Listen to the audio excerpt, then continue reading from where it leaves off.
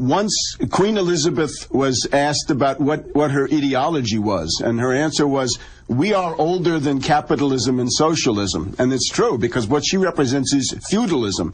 This is a feudal or neo-feudal degenerate that heads up this family. Now, she's not an absolute monarch. This is an oligarchical monarchy. But the power of the monarch within the oligarchy is very considerable. Maybe we just give some examples. I think if you wanted to look at this, do a short summary, you could organize it around themes like insanity, in other words, mental degeneracy, which they have very, very heavily, and then support for genocide. It says Dieu est mon droit, and that Dieu est mon droit means incest is fine as long as you keep it in the family. George III was stark raving mad, the tyrant. Queen Victoria, for the last 40 years of her life, was a recluse who ran a death cult around her dead husband, Prince Albert, and she had seers, occultists, apparitionists, Ouija boards. George III was stark raving mad. There was even a movie about that some years ago. Victoria spent 40 years of her life as a recluse, practically never going outside. She lived in Balmoral Castle. Some years ago, the prescription records of the local pharmacy were found. She was an opium addict in the form of laudanum, which was a tincture, a solution of opium in alcohol that they would use. And she was known as Mrs. John Brown because she spent all of her time with this Scottish, rustic, right, who lived there. And he basically had the adjoining bedroom. So that was Mrs. John Brown. Other examples would be, you look at Prince Philip, right? He wants to come back reincarnated as a deadly virus to kill people and solve the problem of overpopulation in the world. I mean, that statement goes beyond anything Hitler ever said in public, right? That you want to kill people for the purpose of lowering the population. Prince Charles, right? What's with him? He says he talks to plants. All right, fine. Anybody can talk to plants. But then he added, and they answer me. So when the plants start answering you, then you know that you're pretty much in trouble. Prince Albert Victor Edward, known as Prince Eddie. And according to most historians, he is the main suspect of being Jack the Ripper. And not that he was necessarily insane to start with. He probably died of syphilis. But apart from this now, the insanity is one thing, but then this affinity for Nazism and the affinity for genocide. Now, the key guy, of course, is King Edward VIII, who was a close personal friend of Hitler. This is about 1936, right? He was forced out. He was a volunteer to Hitler to become the viceroy of a Nazi puppet state in Great Britain. If Hitler had conquered the British Isles, he would have been the Marshal Pétain, except he would have said, I'm a member of the royal family. And when you think about it, that would have meant that Nazism would have come into Canada and into Australia and into New Zealand. Hitler would have gotten a foothold in the North American continent. It would have been a very grave thing. But it would have meant that a lot of institutions in the empire, a lot of United Empire loyalists would have immediately said, well, if the king is Edward and he's supporting Hitler, then we have to support Hitler too. If you wanted to focus on one person in the entire 1,000-year history of the British monarchy, right, going back to William the Conqueror in 1066, it would probably be King Edward VII. Now, he was king, formally speaking, pretty much in the first decade of the 20th century. So about 100 years ago, he died. So he'd been in power from about 1900 to 1909 or 1910. However, since Victoria had been this recluse for 40 years, he was in effect the acting king. And this is the one case where the monarch coincides with the leader of the oligarchy. In other words, he combined both posts. Sometimes you'll have the monarch as some weak figure and the oligarchy has a different leader. But King Edward VII has got both of these. Not exactly a tyrannus. Again, it's an oligarchical system. It's not a French-style, Louis XIV absolute monarchy or something like this.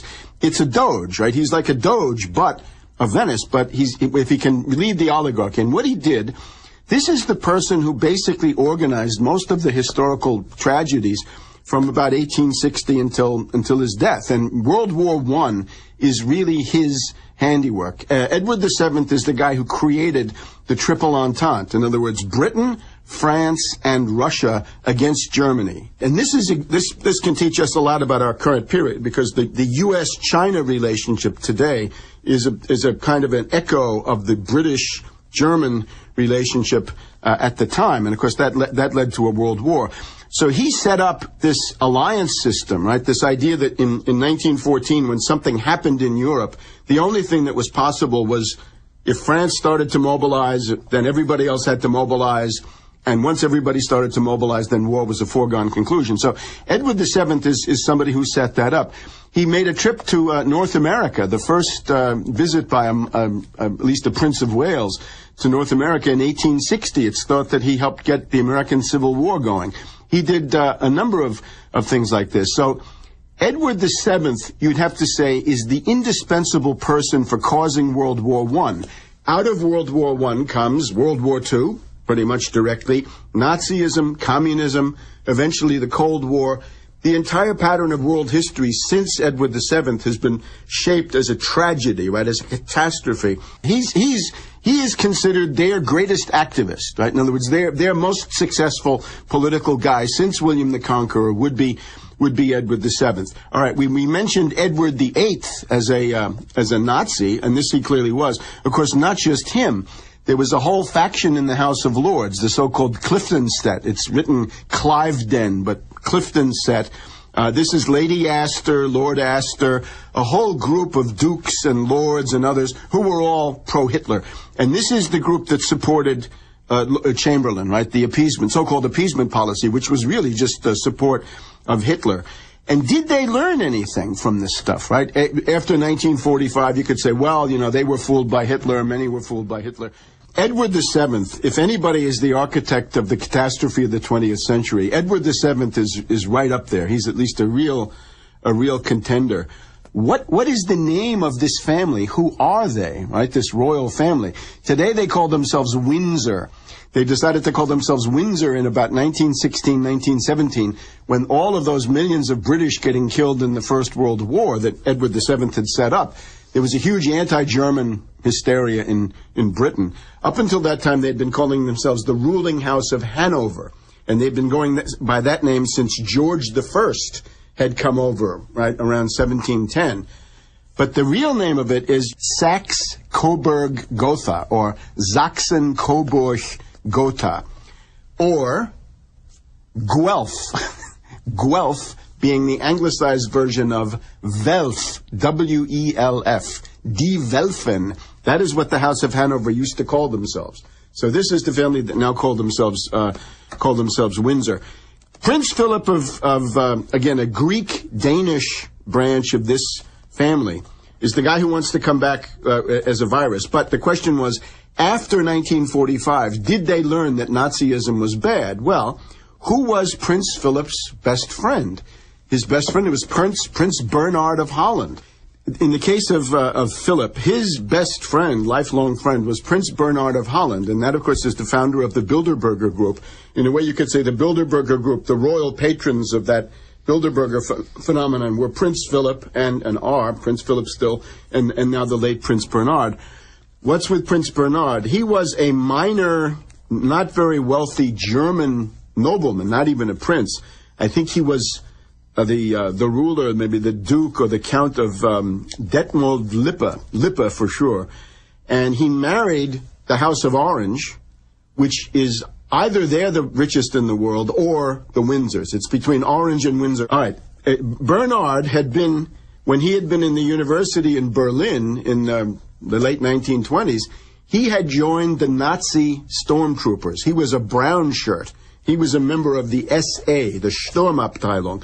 He went from the SA brown shirt stormtroopers to the SS black shirt elite, and he was a member of the Reiter SS. In other words, there was a subdivision of the SS, the elite of the elite, la crème de la crème, where in order to get into that one, you had to be a noble. So he was a key figure in that. Then when he married Princess of Orange there, the future queen, then Juliana, I guess it was, he had to basically resign from all of his Nazi party offices. So Prince Philip never learned not to be friendly with Nazis. He was a friend of Prince Bernhard all his life. It just never ended. Now, the question of Lady Diana about 12 years ago, right? Princess Diana, Lady Diana Spencer, Princess Diana. She had married Charles, of course, and Charles was an adulterer. He had Camilla Parker Bowles on the side. It's typical of the family. His brother, his younger brother, Prince Andrew, known as Randy Andy, was also a rake. But Princess Diana, after having divorced Prince Charles, right, since her life with him was unbearable, she was going to marry Dodi Fayed. Now, Dodi Fayed, of course, this is the son of Al Fayed, who had bought this Harrods department store in London, except for about 10 or 15 years, there was a huge feud between Al Fayed, I guess of Egypt, and Tiny Rowland. And Tiny Rowland was a guy who worked with and for the British royal family. So there had been a kind of a conflict between Al Fayed and the royal family through Tiny Rowland. At the point that Princess Diana was going to marry Dodi Fayed, she was going to convert to Islam. So you would have had a situation, including today, if gone otherwise, if she had lived, you would have had the Queen Mother of England, or Queen of England, depending. Well, of course, by the time she converted, she wouldn't have been queen. But the Queen Mother, for sure, she would have remained, would have been a Muslim. And this would have happened about 1999, 2000, just in time for 9/11. We would have had the whole clash of civilization strategy completely negated because the Queen Mother of England is a Muslim. So this was unacceptable. Queen Elizabeth, first of all, she is fabulously wealthy. I mean, she doesn't appear on these lists. When you see something that says, Warren Buffett or... she has a large fortune which does not appear because it is held through this, I think it's called Coutts, C-O-U-T-S, is the bank that handles her personal finances. Anyway, there are trusts and other things that you don't see that she owns, right? It's rumored that she owns a good part of the real estate in Manhattan, right? That would already make her fabulously wealthy. She can dissolve Parliament anytime she wants. She can just send them all home. She has to appoint the person who tries to become prime minister. You want to try to form a government, you have to go through her. Let's go through the governors general. I think that the most eloquent examples that I could cite were in 1975, you had this guy, Gow Whitlam in Australia, who was trying to set up an alternative energy supply for Australia. He was trying to make direct oil for technology deals with Middle East oil producers, a very good thing to do. And he was then ousted, and ousted by the actions of the Royal Governor-General, because there was a conflict between two branches of Parliament. And a very good example is under Mulroney, so-called Mal René among the Quebecois. Mulroney was the guy who brought you free trade, right? The giant sucking sound in the form of NAFTA. There was a large opposition in the Canadian Senate.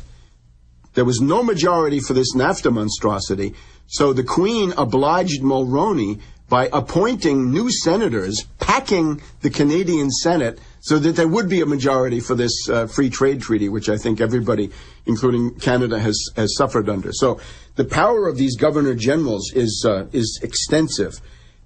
She gets these red boxes. All the top secret documents from the SIS, from MI5, MI6, the whole British intelligence establishment, like the Treasury. She gets these red boxes and she reads them. And the entire bureaucracy serves her.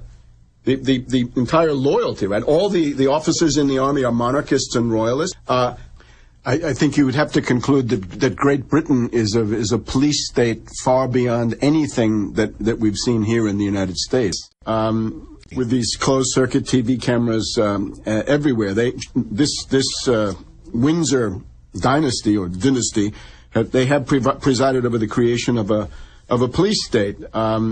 The social mobility, in other words, your chances, if you're born in the bottom 20% economically, your chances of getting to the top 5% right now in the United States are worse than any country in continental Europe. But the British society is even more hierarchical, more stratified, and with less mobility that we have. The beef against the monarchy, actually, that I try to represent anyway, is a strain of thought within England, within Britain. My grandfather was from Wakefield. He was a bricklayer, skilled worker. My grandmother was from Leeds. Okay, so this is the north of England. This is Yorkshire. And in Yorkshire, there is a tradition, which is you don't like the court, you don't like Buckingham Palace, you don't like the City of London, you don't like the Foreign Office, you're suspicious of this entire imperial complex. This is a strain of thought inside Britain. So it's not that I'm saying British are bad. I'm saying this is a view that is also well represented inside England. Anyway, it's a well-established tradition that the north of England, right, the Yorkshire school, is extremely hostile, skeptical against a lot of these manifestations. And I hope there are still some people who keep that going, as I try to. But the Rothschilds are one of the banking houses. I mean, if you go back to King Edward VII, he had a group of bankers around him, and a significant number were also Jewish bankers. One of the things that Edward VII said to the Jewish banking community in London is, if you want to be admitted into society, Edward VII's problem was he didn't have any money, and he wanted to live on a vast scale. So he said to these bankers, if I give you my investments, his investments were not a lot, I want all the profits to belong to me. I expect you to deliver profits. He's the Prince of Wales, and he's really the king, out of Marlborough House in that case. So he said to them, if there are profits, I get the profits, and you jack up the profits. If there are losses, you eat the losses. And this is Sir Ernest Cassel Rothschild is another example, although they had established themselves somewhat earlier. August Belmont, the guy who ran the Democratic Party from 1850 to, 1870, 1880, the whole New York establishment dominated by August Belmont. August Belmont was officially the Rothschild agent in North America. This is under Edward VII, and here's the problem that they have. In 1899, you have the Boer War. And what the Boer War shows, first of all, is that the British are militarily very weak, because the Afrikaners in Orange Free State and Transvaal defeat the British imperial forces. They then essentially reveal the weakness of the British. And at that point, Russia, under Count Witte, proposes to France and to Germany, let's form a continental bloc against the British. Let's line up Europe against the British. And unfortunately, it didn't work. It didn't work because the German emperor, Kaiser Wilhelm, Emperor William II, the Kaiser, was so stupid and was so much of an Anglophile and was so incapable of making strategic decisions that he did not accept this golden opportunity to really prevent World War I by having a continental bloc, Russia, Germany, France, of peaceful economic development and freeze the British out. And therefore, the shock that sent, the 1899, 1900, 1901 isolation of the British, is what then gave the impulse to Milner and Cecil Rhodes and people like this to come up with these round tables to begin a whole new strategy. And that's what then leads, with King Edward leading the charge, to the Triple Entente, the British-French Entente of 1903, and then the really big one is the British-Russian one of 1907-1908, which was considered impossible because the big conflict had been between Russia and the English. But Edward VII was able to paper over all this stuff, and then shortly after he died, that exploded into World War I. One of the puppets of Edward VII was Theodore Roosevelt. And Theodore Roosevelt was a guy who had this identity crisis going, and he wanted to solve this by asserting that he was a member of the Anglo-Saxon master race. So Edward VII would write him letters saying, "Dear President Roosevelt, you and I are the leaders of the two branches of the Anglo-Saxon race. I represent the monarchical one and you represent the democratic one, but we have to work together." And Theodore Roosevelt would go gaga, right? He would say, "Oh my God, the king is treating me like an equal. I've got to do what he says," right? So this essentially, the U.S.-British special relationship, if you like. Now, Winston Churchill, where does he come in? Randolph Churchill is his father. He married this woman, Jenny Jerome. Jenny Jerome came from basically the New York banking community. dominated by August Belmont and others. So Randolph Churchill died of syphilis, like Prince Eddie, was quite common. The Churchill family, though, is the career of Randolph Churchill was sponsored by Edward VII and Sir Winston Churchill. Winston Churchill, one of his first jobs was that he would write a letter to King Edward VII every day, telling him what had gone on in Parliament that day. So he was also a protege. So the guys who bring you the catastrophes of the 20th century are, in many cases, proteges of Edward VII. The British East India Company has two guys that essentially define economics today. One is David Ricardo.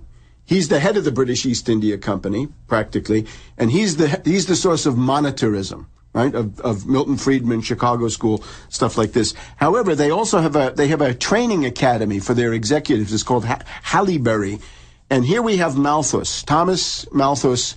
He copies things from Venetians. He copies from a guy called Ortes of Venice. But this whole idea that there are too many people, that science and technology can't make a difference. This is copied from Ortes. This is copied from Gian Maria Ortes. Malthus was the big ideologue of the British East India Company, and they ran genocide in India. In other words, you talk about genocide, they did it in India on a vast scale. So Malthus is this idea. World is overpopulated. Science and technology can do nothing. Progress is impossible. It'll always be the same, right? There's no way out of it. That leads to Darwin. That's essentially Darwin's worldview, which is scientifically false. Nietzsche and ultimately Hitler and the Nazis. And again, Prince Philip. If Prince Philip says he wants to be reincarnated as a deadly virus to come back and kill people and help solve the problem of overpopulation. Again, that statement goes beyond anything Hitler ever said. The answer to that that I would give is the one of Leibniz and essentially of optimism, which is simply that science and technology have repeatedly shown. Gian Maria Ortes said that the absolute upper limit of the carrying capacity of the world is 3 billion. And he said this about 1790 in an essay on population, and Malthus simply took that. So the Malthusian argument is that the population outpaces food production. It's the opposite. Food production outpaces population as long as you simply allow science and technology to be supported. People are wealth. It was their whole approach is scientifically wrong, economically wrong. People are wealth, as Spanish. The Spanish tradition is gobernar es poblar. To govern is to populate. Well, they hate science, and the history of the whole Royal Society, right, the British Royal Society, is they pretend to promote science. If discoveries are made, they try to pretend they discovered them, but mainly they try to sabotage them. The other thing is this mentality, and we mentioned Theodore Roosevelt. If you look at the American West, right, you fly out here, right, you look at some of these states, the ending of the frontier, right, the passing of the frontier between 1890 and 1900 in America is not, it's premature in the sense that we have a lot of states out here, right, Wyoming, Utah, right, they're basically empty. And the reason that they're empty is that the process of settlement and population growth was artificially stopped by people around Theodore Roosevelt. The first concentration camps of the 20th century, death camps back in this Boer War period, right? The British putting these Dutch in concentration camps, and you go to them and say, what sense does this make, right? You claim to be a race theorist, but you're putting these Dutch in a concentration camp here in the middle of Africa. What sense does it make? In other words, it's a fraud. In other words, it's ultimately only designed to serve imperial power. What they were concerned about in the case of the United States, the Homestead Act is one of the greatest land reforms in human history, right? The idea that you got this immense expanse and you're going to make that into family farms. And the British and the oligarchs say, no, we don't want that because such people are going to be independent-minded.